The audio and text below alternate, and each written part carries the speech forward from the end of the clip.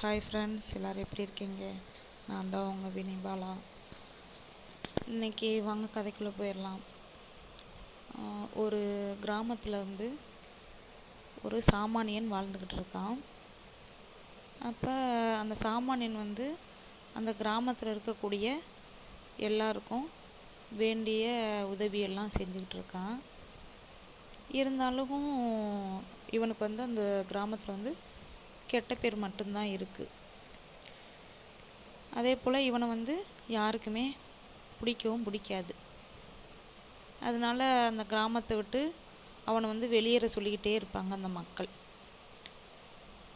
ஏன் எதனால் அப்படின்னா, இவன் வந்து அங்கே இருக்கக்கூடிய மக்களுக்கு ஏதாவது உதவி வேணும் அப்படின்னா உதவியை செய்வான். ஆனால் அவங்களோட பொருட்கள் எல்லாமே எப்படி வேஸ்ட் ஆகிற மாதிரி, அதாவது உடச்சிடுவான், இல்லை ஏதோ பண்ணிடுவான்.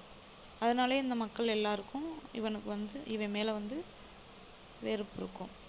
அதே போல் அந்த கிராமத்துக்குள்ளே திருடர்கள் வந்து திருட வர்றாங்க அப்படின்னா அவங்கள இவன் தான் வந்து பிடிச்சி காவலாளிகள்கிட்ட கொடுப்பான். ஆனால் அந்த திருடர்கள் திருடிட்டு போன பணத்தை விட இவன் அந்த திருடர்களை பிடிக்கிறதுக்காக உடைச்ச பொருள்களோட விலை வந்து எப்படி இருக்கும் அப்படின்னா அதிகமாகவே இருக்கும். அதனாலேயே இவனை வந்து மக்கள் வந்து வெறுப்பாங்க. அது போக இவனை வந்து கைதும் பண்ணுங்க அப்படின்ற மாதிரி மக்கள் வந்து காவலாளிகள்கிட்ட சொல்லிக்கிட்டே இருப்பாங்க. அப்போ இதெல்லாம் நினச்சி அவன் ரொம்ப கவலைப்பட்டுக்கிட்டு இருப்பான்.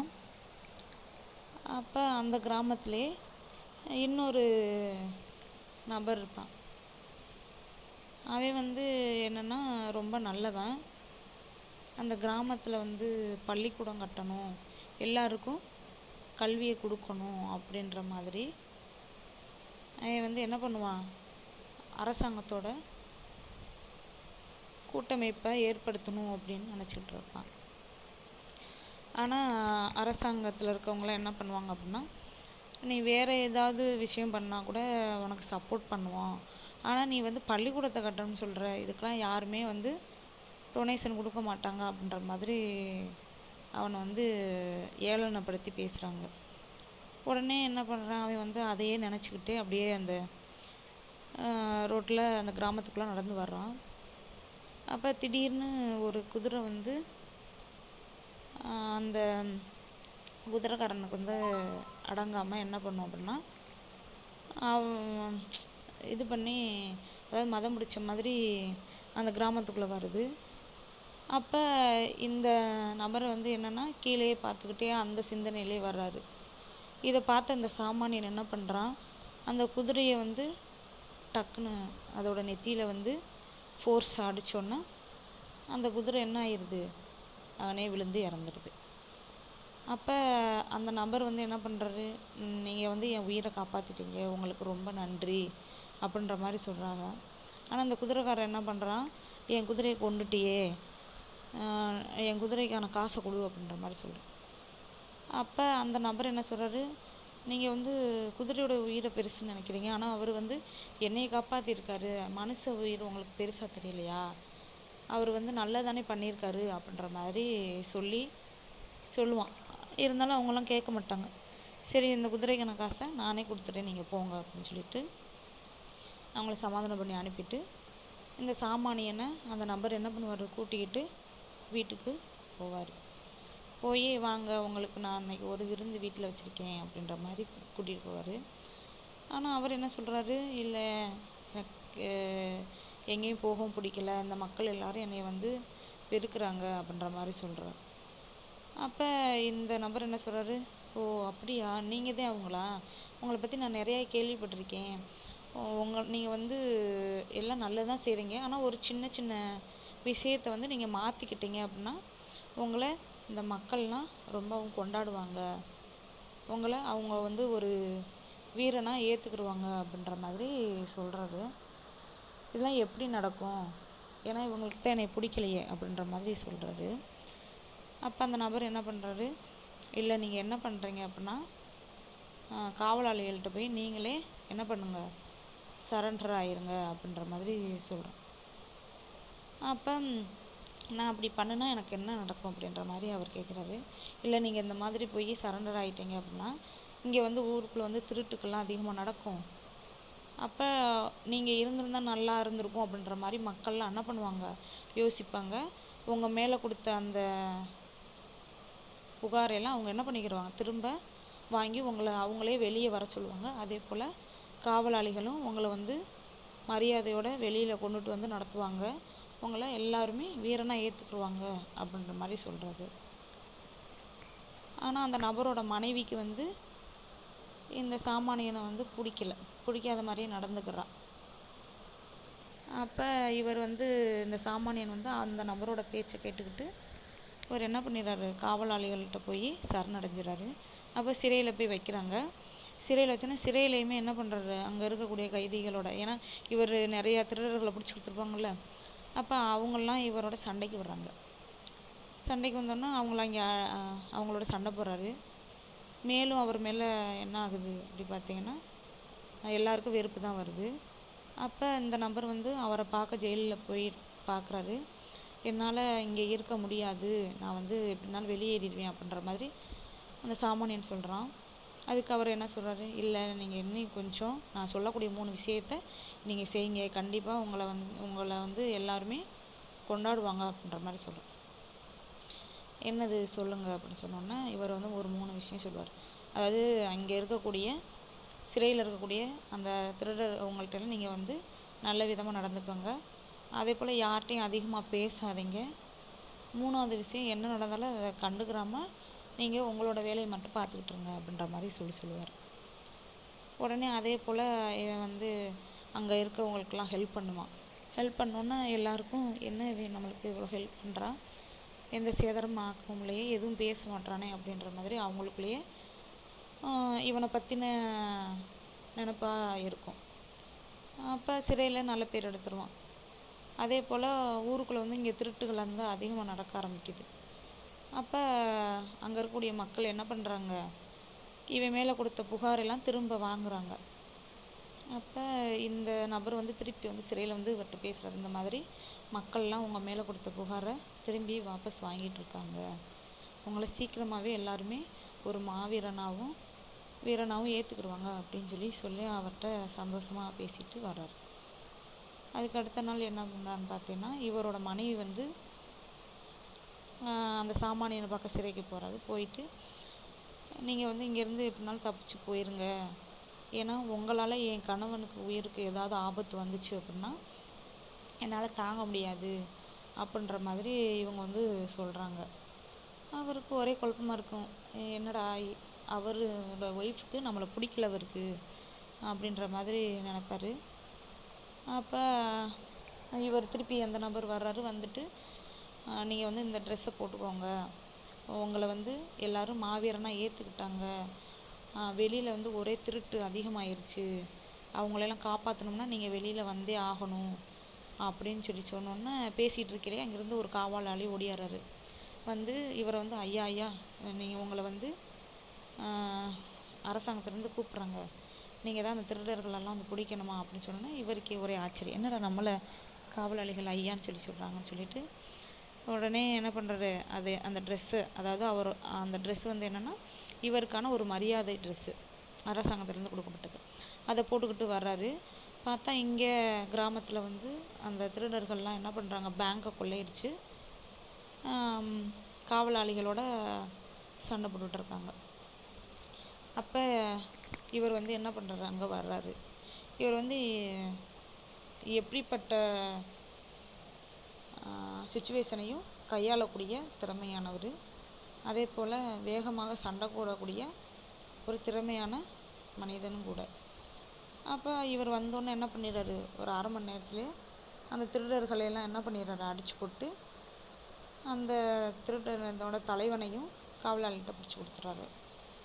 கொடுத்த உடனே அதுக்கப்புறம் வந்து அந்த நபரோட வீட்டுக்கு இந்த சாமானியன் வந்து போகிறாரு. கூட்டிகிட்டு போய் இவர் என்ன பண்ணுறாங்க, அந்த நபர் வந்து சாப்பாடு பரிமாறுறாங்க. சாப்பாடு பரிமாறிக்கிட்டு இருக்கையில் அவர் வந்து ரொம்ப சந்தோஷப்படுறாரு. அந்த நபர், பார்த்தீங்களா நான் சொன்ன மாதிரி நடந்துருச்சு, நீங்கள் வந்து உங்களை வந்து எல்லோரும் மாவீரனாக ஏற்றுக்கிட்டாங்க அப்படின்ற மாதிரி சொல்கிறாரு. அப்போ தான் அவரோட மனைவி வந்து இவர்கிட்ட மன்னிப்பு கேட்குறாங்க. சாரி, என்னை மன்னிச்சிடுங்க, நான் அவங்கள வந்து நிறையா கஷ்டப்படுத்துகிறாப்புல பேசிட்டேன் அப்படின்ற மாதிரி சொல்லுவார். உடனே அவங்க என்ன பண்ணுறாங்க, அதாவது இந்த மாவீரன் என்ன சொல்கிறான், சரி விடுங்க, இதெல்லாம் நான் பெருசாக எடுத்துக்கல அப்படின்ற மாதிரி சொல்லிட்டு இருக்கையிலே எல்லோரும் சாப்பிட்றாங்க. சாப்பிட்டுட்டு அதாவது மது குடிச்சிட்டு அந்த நபர் வந்து என்ன ஆகிறாருன்னா ரொம்ப போதையாகவும் போய் படுத்துறாரு.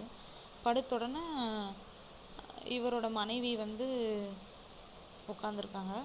அப்போ இவர் வந்து இந்த சாமானியன் வந்து தூங்குறதுக்காக போகிறாரு. அப்போ தான் அவங்க மனைவி வந்து இவர்கிட்ட பேசுகிறாங்க. பேசையில் என்னன்னா, அவரை பற்றி இவங்களுக்கு வந்து ஏதோ தெரிஞ்சிருக்கு அவங்க மனைவிக்கு. ஆனால் அது வந்து அவருக்கு தெரிஞ்சிருச்சு, நம்மளை பற்றி இவங்களுக்கு தெரிஞ்சிருக்கு அப்படின்ட்டு. எப்படி அப்படின்னா, அவங்க சாப்பிட்டுட்டு இருக்கையிலே அந்த நபர் வந்து கேட்பாரு, நீங்கள் வந்து எங்கேருந்து வர்றீங்க, உங்கள் ஊர் எது அப்படின்னு சொல்கிற மாதிரி கேட்குறாரு. எனக்கு இது வந்து சொந்த ஊர் கிடையாது, என் ஊர் எதுன்னு எனக்கு தெரியல, எனக்கு பழசுலாம் மறந்துடுச்சு அப்படின்ற மாதிரி அவர் சொல்லியிருப்பார். அப்போ தான் இவங்க மனைவி வந்து இவர்கிட்ட வந்து இப்போ பேசுகிறாங்க, அந்த சாமானியன்ட்ட, உனக்கு பழசுலாம் மறந்துடுச்சா, உனக்கு ஞாபகமே இல்லையா எதுவுமே அப்படின்ற மாதிரி கேட்குறாங்க.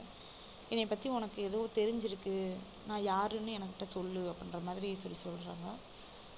சொல்லையிலே இவங்க வந்து என்ன பண்ணுறாங்க, ரொம்ப எமோஷனல் ஆகி அவரை வந்து கட்டி பிடிச்சிடுறாங்க. கட்டி பிடிச்சோன்னே நீ வந்து ஏதோ மறைக்கிற, என்னன்ற சொல்லு அப்படின்னு சொல்கிறேன். அதோட இவங்க என்ன பண்ணிடுறாங்க, டக்குன்னு அவரை அடித்து தூக்கி வீசிடுறாங்க. உடனே காலையில் விடிஞ்சோடனே அவரோட கணவர் வந்து எந்திரிச்சு வர்றாங்க. வந்து ஏன் கதவு உடஞ்சிருக்கு அப்படின்ட்டு. அதுக்கு இவங்க என்ன சொல்கிறாங்க, நீங்கள் தான் வந்து குடிச்சிட்டு உடச்சிங்க அப்படின்ற மாதிரி போய் சொல்லிடுறாங்க. அப்போ அந்த சாமானியன் என்ன பண்ணுறான் அப்படின்னா, நைட் நடந்தது எதுவும் தெரியக்கூடாது உன் கணவருக்கு அப்படின்னா, நான் யாருன்றதை நீங்கள் சொல்லுங்கள், என்னோடய வீட்டுக்கு நீங்கள் வரணும் அப்படின்னு சொல்கிறார். உடனே இவங்களும் அவரோட வீட்டுக்கு போகிறாங்க. போனோன்னே சரி சொல்லுங்கள், நான் யார், என்னை பற்றி எதுவும் உங்களுக்கு தெரிஞ்சிருக்கு அப்படின்னு கேட்குறாங்க. ஆமாம், நம்ம 2 பேரும் ஒரே ஊர் தான், நம்ம 2 பேருமே சின்ன பிள்ளையிலேருந்து ஒன்றா வளர்ந்தவங்க தான், நீ எனக்கு வந்து தம்பி மாதிரி, நம்ம 2 பேருமே ஒரே இடத்துல தான் வளர்ந்தோம், நம்மளோட குருவை வந்து அந்த திருடனோட தலைவன் இருக்கான்ல, அவன் வந்து கொண்டுட்டு அந்த அடிமுறை கலை இருக்குல்ல, அதை வந்து எப்படி நீங்கள் கற்றுக்கிட்டீங்க, அதுக்கான மூலாதாரமான அந்த புக்கை வந்து கேட்டு நம்ம குரு வந்து அவன் வந்து கொண்டுட்டான். அப்போ தான் நடந்த சண்டையில் உனக்கும் காயமாயிடுச்சு, நம்ம 2 பேரும் மலையிலேருந்து குதிச்சப்போ தான் நீ இறந்துட்ட அப்படின்னு நான் நினச்சிட்டேன். உன்னை வந்து ஆஸ்பத்திரி கொண்டு போய் சேர்த்தப்போ உனக்கு ஃபுல்லாகவே என்ன இல்லை மூச்சு இல்லாமல் இருக்கு, நீ இறந்துட்ட பிறகு அப்படின்னு சொல்லிட்டு தான் நான் இந்த மாதிரி இவரை வந்து கல்யாணம் பண்ணிட்டேன் அப்படின்ற மாதிரி இவ வந்து சொல்கிறா.